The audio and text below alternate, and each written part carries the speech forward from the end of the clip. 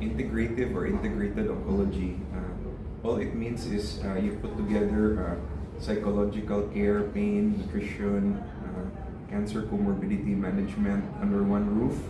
So before ba ang patients, they have to go para vaccination nila adto sila sa lain nga doctor para ani so kapag kay siya bitaw.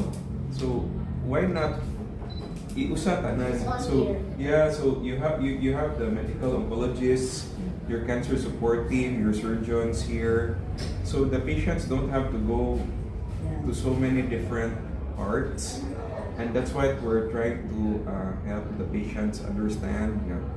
You can come here under one roof, and you'll be assured that the prices that we give are going to be the same throughout the city. But it's a misconception because that Singapore Cancer Center name, it's expensive. It's not.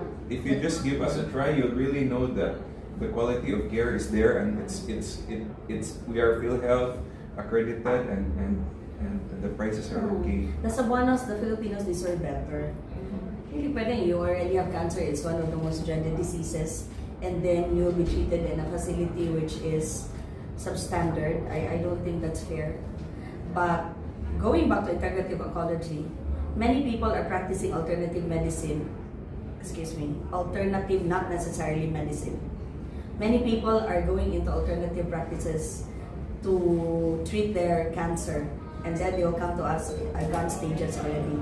So integrative oncology only practices complementary medicine. So aside from the scientific, the drugs and all, so what Dr. Etimadi and his specialty does is to integrate complementary medicine, those treatments which are proven, even some supplements, the only ones that they give are those with hard evidence that they really help in managing the disease or even managing the side effects of the disease.